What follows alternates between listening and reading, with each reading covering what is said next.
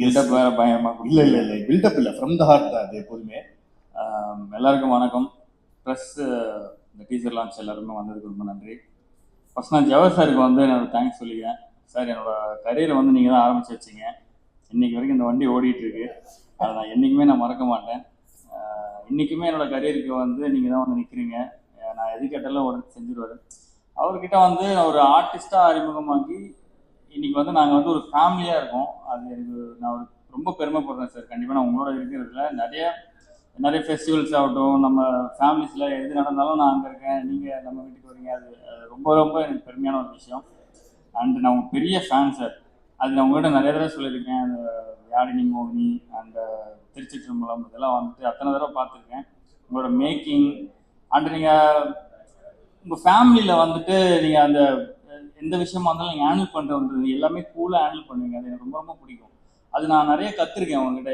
எப்படி எந்த ஒரு சுச்சுவேஷனாலும் இவ்வளோ ஒரு காமாக ஹேண்டில் பண்ணுறாரு.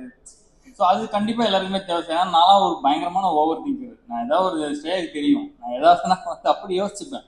ஐயோ அடுத்து என்ன அவ்வளோ தூக்கம் வராது. அது மைண்டுக்கு வந்து ஓகே இது கிளியர் அப்படின்னு தெரிஞ்சாதான் நான் அடுத்த கட்டத்துக்கே போவோம். அந்த மாதிரியான ஒரு ஆள். நான் உங்ககிட்ட நிறைய கற்றுக்கிட்டேன்.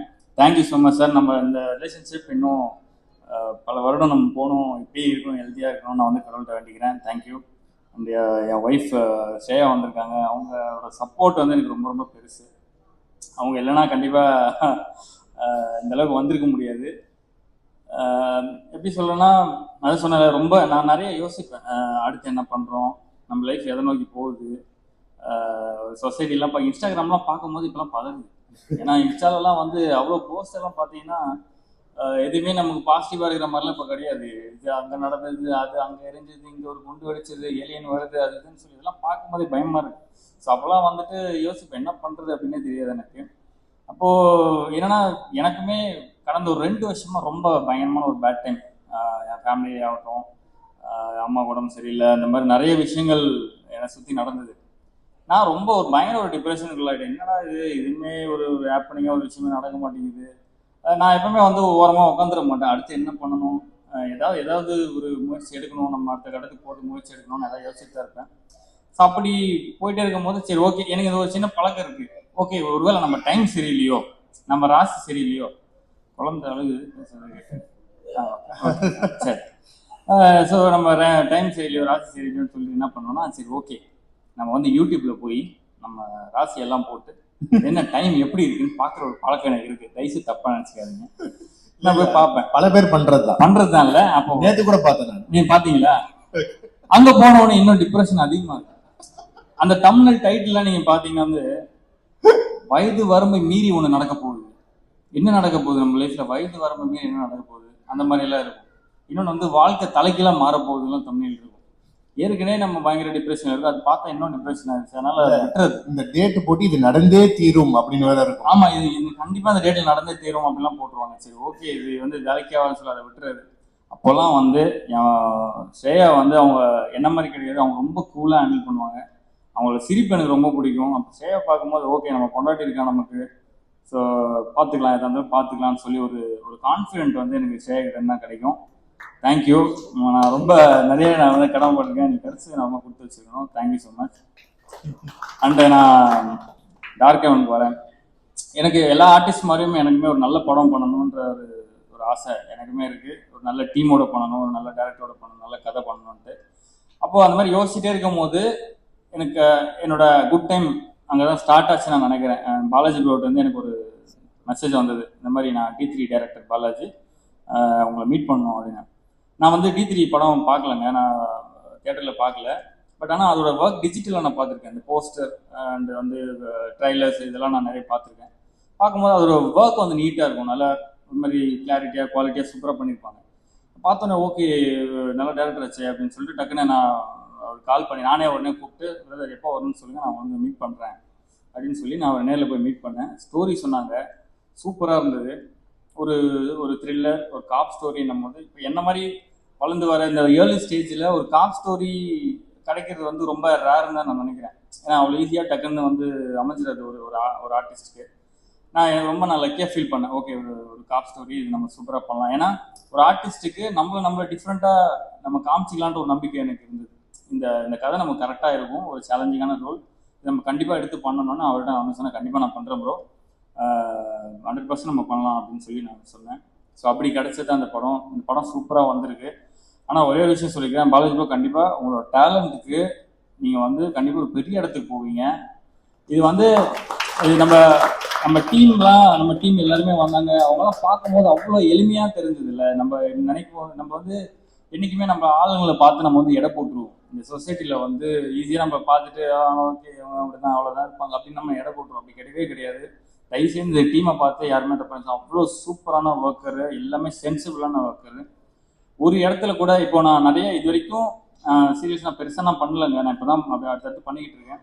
ஒரு இடத்துலையுமே நமக்கு தோணும் இந்த சீன் இப்படி பண்ணியிருக்கலாம், இந்த இந்த இந்த சீன் இப்படி நடிச்சிருக்கலாம், ஏன் இந்த மாதிரி ஒரு செட்டு ஒர்க் இப்படி இருக்குது, அதெல்லாம் நம்ம யோசிப்போம். ஆனால் இவங்ககிட்ட அந்த மாதிரி எனக்கு ஒரு நாள் கூட நான் வந்து இது நல்லா இல்லை, இப்போ இந்த கிரிஞ்சின்னு ஒரு வார்த்தை இருக்குல்ல, அந்த மாதிரி இல்லை கூட நான் யோசிச்சு கூட கிடையாது. அவ்வளோ பர்ஃபெக்டாக யோசிப்பார். அவர் ஒரு விஷயம் சொல்கிறாருன்னா அதில் கரெக்ஷன் பண்ணுறதுக்கு இருக்கவே இருக்காது. அவ்வளோ சூப்பராக வந்து அவங்க டீம் வந்து ஒர்க் பண்ணுவாங்க. ஸோ சூப்பர் ப்ரோ, கண்டிப்பாக நீங்கள் ஒரு பெரிய இடத்துக்கு போவீங்க, அதில் எந்த ஒரு மாற்று கருத்தும் இல்லை. அடுத்தது வந்து இந்த படம் எனக்கு கிடைச்சது வந்து ரொம்ப ரொம்ப நான் ஹாப்பியாக ஃபீல் பண்ணுறேன். இது கண்டிப்பாக சூப்பராக வரும். அந்த நம்ம கோபால் சார் பற்றி ஒரு விஷயம் நான் சொல்லி ஆகணும். அவர் வந்து என்ன சார் கன்னி பேச்சுன்னு தானே சொன்னீங்க? கன்னி பேச்சு. அவர் வந்து ரொம்ப ஒரு மோட்டிவேஷனலான ஒரு ஸ்பீக்கர்னு வச்சுங்களேன். எனக்குலாம் வந்து ஸ்பாட்டில் எனக்கு அந்த டீம்லேயே அவர் தான் டைம் பாஸ். எனக்கு வந்து நான் ஃப்ரீயாக இருக்கும்போது நான் அவர் பக்கத்தில் உட்காந்து பேசிகிட்டு இருப்பேன். ஆனால் ஒரு நாள் என்ன ஆயிடுச்சுன்னா அவரை பார்த்தாலே பயப்பட வச்சிட்டாப்ல. வந்துட்டு சார் வணக்கம் சார் அப்படின்னு சொன்னார்னாலே சார் ஓகே சார் நான் சொல்லிட்டு போயிடுவேன். என்ன ரீசன் அப்படின்னா, ஒரு நாள் நைட் 2 மணி வரைக்கும் ஷூட் போயிட்டு இருக்கு, செம்ம பசி, நம்பால் வேற சாப்பிட மாட்டார் எல்லாரும் சொன்னாங்க. அவர் சாப்பிட மாட்டார், நம்மளையும் சாப்பிட வைக்க மாட்டேங்கிறாரு. எனக்கு அவ்வளோ பசி, என்னடா இது அப்படின்னு சொல்லி உட்காந்துட்டே இருக்கும்போது அப்போதான் பார்த்தா இவங்கெல்லாம் அந்த கோபால் சார் இவங்க எல்லாருமே உட்காந்து அந்த அந்த கல்யாணத்தில் அன்றைக்கி அந்த பாய் வீட்டு கல்யாணத்தில் சிக்கன் பிரியாணி செம்மையாக இருந்தது, மட்டன், இந்த மாதிரிலாம் உட்காந்து பேசுறது காதில் வந்து நமக்கு எச்சி ஊறும். அப்போ ப்ரோ வேற வந்து என்ன சொல்றாரு, ப்ரோ அந்த சீன் பார்க்கும்போது நீங்கள் வந்து அந்த டைலாக் பேசி முடிச்சுட்டு த்ரோட் இப்படி முழுங்குனீங்க, அது அந்த மாதிரி பண்ணாதீங்க ப்ரோ அப்படின்னு சொல்லாரு. அப்படியா, சரி ப்ரோ, நான் அதை கட் பண்ணிக்கிறேன், அவாய்ட் பண்ணிக்கிறேன், அது மேபி ஒரு ஏதோ நமக்கு அது பழகிருக்கோம், நான் அதை கட் பண்ணிக்கிறேன், ட்ரை பண்ணுறேன். இவர் உடனே ஏன் சார் அப்பப்போ நீங்கள் வச்சு முழுங்கினீங்கன்னா ஒருவேளை உங்களுக்கு சுகர் இருக்குமோ?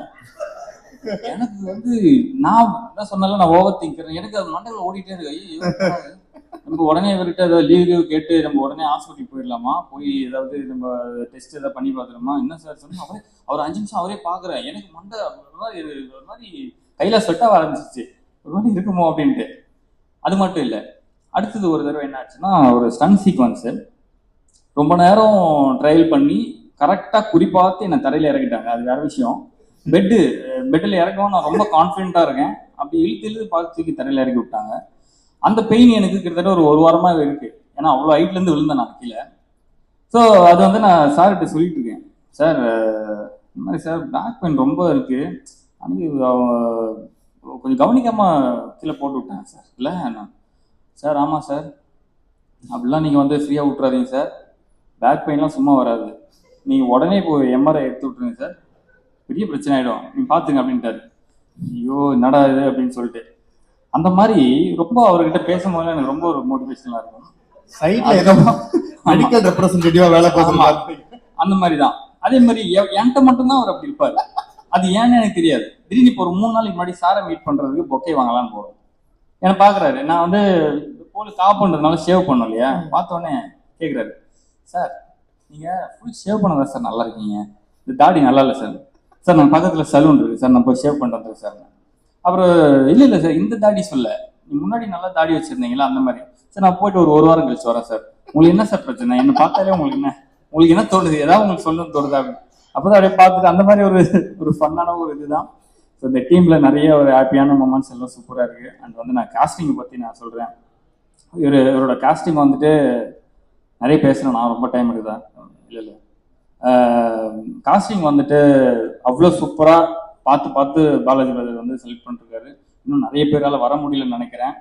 வேல் ராமூர்த்தி சார் இருக்காங்க, ரித்திகா மேம் இருக்காங்க, அப்புறம் ஜெயக்குமார் சார், பிரதீப், தர்ஷிகா, சுமித்ரா, இன்னும் நிறைய பேர் இருக்காங்க. ஸோ இந்த காஸ்ட் எல்லாமே இந்த கேரக்டருக்கு இவங்க பண்ணாதான் கரெக்டா இருக்குன்ற மாதிரி இருக்கும். நம்ம அந்த படம் பார்க்கும்போது அந்த அளவுக்கு அவரோட காஸ்டிங் அப்படி இருக்கும். அவ்வளோ ஈஸியா ஒருத்தர் வந்து தெரிஞ்சவங்க வாங்க நீங்க வாங்க நீங்க வாங்க அப்படின்ற மாதிரி கூப்பிட மாட்டாரு. அந்த கேரக்டருக்கு அவங்க கரெக்டா இருந்தா மட்டும்தான் அவர் வந்து இந்த கேரக்டருக்கு வந்து அவர் செலக்ட் பண்ணுவார். இந்த காஸ்டிங் வந்து அவ்வளோ சூப்பரா அமைஞ்சிருக்கு. அது ரொம்ப சந்தோஷம்.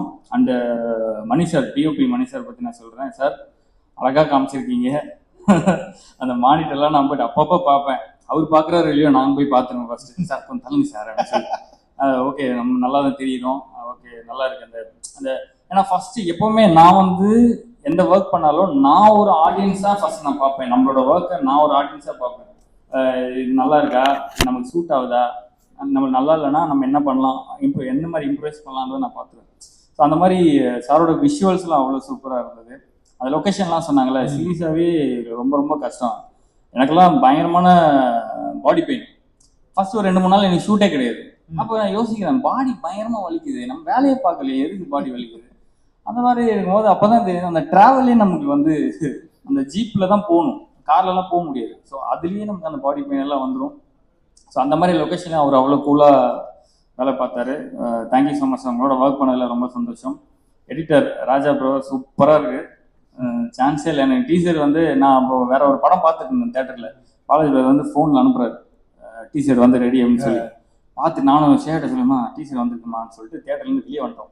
அந்த படம் அப்புறம் பார்த்துலான்னு சொல்லிட்டு நேராக வெளியே வந்துட்டு டீசர் பார்க்குறோம். அவ்வளோ சூப்பராக இருந்தது. அவங்க சொன்னி சூப்பர் அப்படின்னு.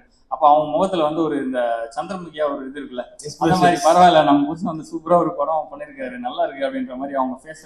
எப்பவுமே நம்ம சுற்றி இருக்கவங்களை பார்க்கணும், அவங்களோட ரியாக்ஷன்லாம் நமக்கு தெரிஞ்சிடும். நம்ம பண்ணுறது ஒர்த்தான வேலையா இல்லையான்றது சுற்றி இருக்கவங்க. நான் எப்பவுமே ஒரு சீன் அடிக்கும்போது கூட அந்த லைட் மேன்ஸ் எல்லாம் பார்ப்பேன். அவங்க வந்து அப்படின்ட்டானா முடிஞ்சது, ஓகே நம்ம வந்து பிளேடு போட்டுக்கிட்டு இருக்கோம் போலன்னு. அவங்களோட ரியாக்ஷன் நல்லா இருந்ததுன்னா சூப்பர் அப்படின்ட்டாங்கன்னா ஓகே, அந்த மாதிரியான ஒரு இது. ஸோ சூப்பராக பண்ணியிருக்கீங்க bro Raja bro. And music director Sakthi bro சூப்பராக இருக்குது உங்கள் ஒர்க்கு. நீங்கள் அந்த ஜாக்கின்லாம் ஒரு படம்லாம் பண்ணிக்கிட்டு இருக்கீங்க. உங்களோட அந்த லைவ் மியூசிக் ஒர்க்லாம் நான் பார்த்தேன், சூப்பராக இருந்தது. அண்ட் நம்ம டீம் எல்லாருமே நான் வந்து ரொம்ப நன்றி சொல்லிக்கிறேன். இது சூப்பரான ஒரு டீமாக அமைஞ்சிருக்கு. இந்த படம் கண்டிப்பாக ஒரு பெரிய படமாக வந்து இருக்குன்றதை நான் நம்புகிறேன். எனக்கு ஒரே ஒரு வருத்தமான ஒரே ஒரு விஷயம் என்னன்னா, நம்மளை சுற்றி இருக்கவங்க வந்து எல்லாருமே நண்பர்கள், எல்லாருமே வந்து எதிரிகள். நம்ம வந்து எப்படி ஐடென்டிஃபை பண்ணலாம், இன்னைக்கு இருக்கிற இந்த இன்ஸ்டாகிராம்லேயே நமக்கு தெரிஞ்சிருக்கு. எதை வச்சு நான் சொல்கிறேன்னா, நம்ம இப்போ லைஃப்பில் வந்துட்டு நம்ம பெருசாக சாதிக்க முடியல, எனக்கு வந்து என்ன பண்ணுறதுன்னு தெரியல, ரொம்ப நம்ம ஃபெட்டப்போ ஒரு போஸ்ட் போடுறோம், ரொம்ப கவலையாக ஒரு போஸ்ட் போடுறோம் அப்படின்னா அங்கே வந்து ஒரு நிறைய நம்மளை சுற்றி இருக்க அந்த நண்பர்கள் இருக்காங்க இல்லையா, அவங்களாம் வந்து லைக் போடுவாங்க, நமக்கு வந்து மோட்டிவேஷனலாக ஒரு 4-5 வார்த்தை சொல்லுவாங்க, அந்த மாதிரியெல்லாம் இருக்கும். இதே நீங்கள் வந்து ஒரு விஷயம் அச்சீவ் பண்ணுறீங்க, படிப்படியாக ஏதோ முன்னேறிட்டு இருக்கீங்க, ஏதோ பண்ணுறீங்க அப்படின்னும் போது நம்ம எதிர்பார்க்குற அந்த அந்த நண்பர்கள், அந்த சர்க்கிளில் இருக்கிற நண்பர்கள் யாருமே உள்ளே வர மாட்டேங்கிறாங்க. ஒரு ஒரு சப்போர்ட்டோ ஒரு ஒரு இதுவோ அதை தெரிவிக்க மாட்டேங்கிறாங்க. அங்கே புரியுது, அங்கே நீங்கள் அதில் பார்த்தீங்கன்னா உங்களுக்கு தெரிஞ்சிடும் யார் யாரெல்லாம் உங்களை ஃபாலோ பண்ணுறாங்க, நீங்கள் பண்ணுறதை பார்க்குறாங்க, ஆனால் அவங்களோட சப்போர்ட் உங்களுக்கு கிடைக்க மாட்டேங்குதுன்ற நீங்கள் ஈஸியாக கண்டுபிடிச்சிடலாம் அந்த சோஷியல் மீடியா வச்சு. ஸோ அதில் வந்து நான் அது பார்க்க இந்த நம்ம கவின் பிரதர் கூட டாடா மூவியில் வந்து ஒரு டைலாக் ஒன்று சொல்லியிருப்பார், நம்ம நல்லா இருக்கலாம் ஆனா உங்களோட நாங்க நல்லா இருந்துடக்கூடாதுன்றது. அதுதான் இங்க இருக்கு ஆக்சுவலா. நம்ம வந்து அதை பத்திலாம் நம்ம வந்து ஆக்சுவலா கவலைப்படவே தேவையில்லை. நம்ம ஒர்க்கை பார்த்துட்டு போயிட்டே இருப்போம்.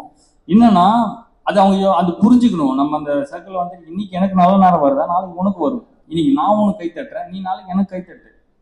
அவ்வளவுதான். எல்லாரும் சேர்ந்தே இருப்போம், சேர்ந்தே சந்தோஷமா இருப்போம், சேர்ந்தே வளருவோன்றது தான். பட் அதெல்லாம் எல்லாம் பார்க்கும்போது ஒரு இதா இருக்கு. பட் நம்ம ஏதாவது அச்சீவ் பண்ணும்போது யாருன்னே தெரியாத அக்கா, அண்ணன், தங்கச்சி, நம்ம இந்த இன்ஸ்டாகிராம்ல இருக்கிற இந்த மக்கள் இருக்காங்கல்ல, அவங்கெல்லாம் வந்து அண்ணா நீ அன்னைக்கெல்லாம் வீடியோ போட்டுட்டு இருந்தேன், அதெல்லாம் நான் பார்த்துருக்கேன், நீங்க சூப்பரா நடிப்பேன், அன்னைக்கே தெரியும் நீங்க வந்து ஒரு படம்லாம் நடிப்பீங்க, அடுத்தடுத்து வருவீங்கன்ற நம்பிக்கை எனக்கு அன்னைக்கே இருந்தது. அந்த மாதிரிலாம் போடும்போது எனக்கு அது ரொம்ப சந்தோஷமா இருக்கு. அந்த மக்கள் தான் நமக்கு வந்து எப்பவுமே இருப்பாங்கன்றதை நான் நம்புறேன். ரொம்ப ரொம்ப தேங்க்ஸ் எல்லாருக்கும். நான் ஏதாவது தப்பா பேசினா மன்னிச்சிருங்க. இந்த படம் வந்து கண்டிப்பா சூப்பரா வரும், நல்லா குவாலிட்டியா இருக்கு. எல்லாருமே பார்த்து சப்போர்ட் பண்ண நான் எல்லாரையும் கேட்டுக்கிறேன். Thank you so much. Thanks. Super super. And உண்மையிலே நீங்க சொன்ன மாதிரி நிறைய அன்கண்டிஷனல் லவ் வந்து கொடுத்துட்டு இருக்காங்க. அது வந்து வீட்டுல பயங்கர பிளென்டியா கொடுத்துட்டு இருக்காங்க. அவங்கள இந்த நேரத்துல நீங்களும் ஸ்டேஜ்ல வந்து ஒரு few words about his debut film அதை பத்தி பேசுறோம். Please come. யா வாங்க.